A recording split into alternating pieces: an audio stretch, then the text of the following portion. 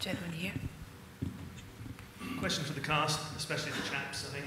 What would your 10-year-old selves have thought of you now playing out a Western on this scale? And did those childhood games perhaps give you your taste for acting that you've subsequently followed on to? I think Harry, so. do you want to answer that? Yeah, I think there is something about playing a cowboy that was probably inspirational. I didn't want to stop doing that, and that would have been what you were playing around in your garden with your friends. And so to find myself 20 years on, trying with an adult brain to learn how to twirl a gun for a sort of completely professional reason, it was strange but good. Felt good. I always wanted to be a cowboy, by the way, so I did my best in this one. She kind of is. Yeah, I am a cowboy. I still haven't, I don't think I've developed a taste for acting yet. I'm not sure I ever will, to be honest, but, you know, I've had worse jobs. A lot worse. I mean, if there's any, there may be something in the fact that, you know, when I was a little kid, you know, I'd been told growing up that we had some degree of Native American blood in us. You know, I always found that a point of pride. So when it came to cowboys and Indians and stuff, I most certainly did not want to be John Wayne. You know, I wanted to be, one of the Indians.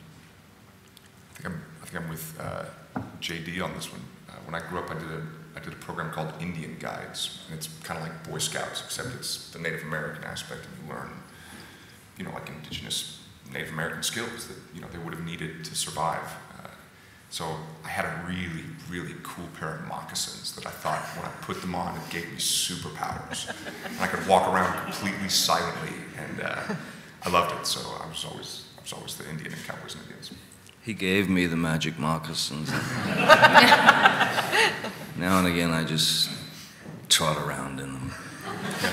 They'll sneak up on you. It's terrifying. They make me faster. Should we move on to the gentleman with the check shirt? Hi, another question. Oh, sorry. Oh, you've got a microphone already. Great, go for it. Okay.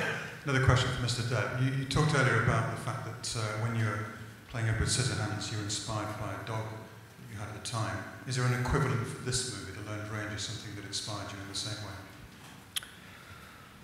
Well, I would say the thing that inspired me most was being able to spend time with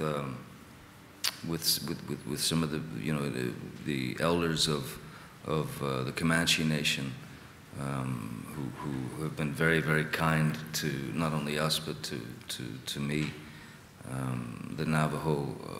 Spending time with those people, talking about their history, but from their perspective, which is the real perspective, because history is always written by the winners, isn't it? You know, that in itself was everything to me.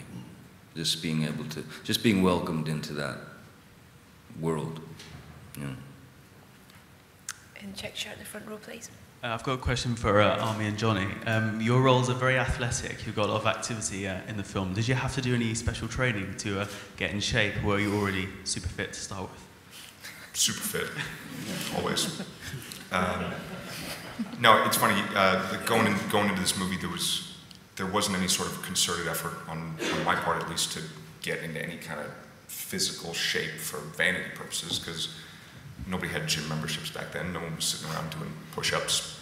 It wasn't the thing. You got muscular by doing work. So we had cowboy camp, and they put us to work, taking saddles on and off horses 100 times, you know, cracking bullwhips, throwing lassos, you know, all the kinds of stuff you'd do. And apart from that, I did a lot of cycling, just because I knew there'd be days where we'd spend 12 hours a day in a saddle, and my legs needed to last. So long bike rides, stuff like that.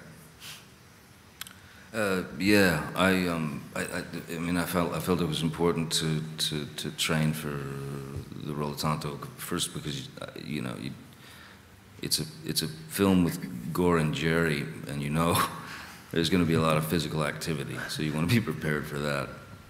And you know, it takes us a while to shoot some of these sequences. So yeah, you wanted to be ready for all that. Plus, I'm old. And Yeah, no, you want. I mean, you want to, you know, before things start to just go completely south.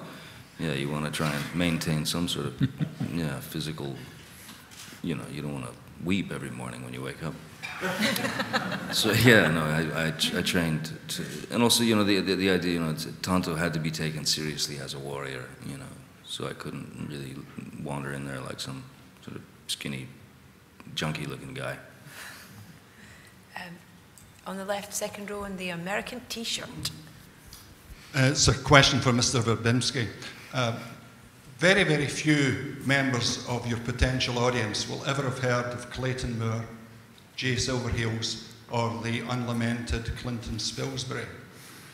So, since these characters, or these actors, are at best a very distant memory in cinematic and television senses, why is it then that the Lone Ranger and Tonto remain such iconic images for us?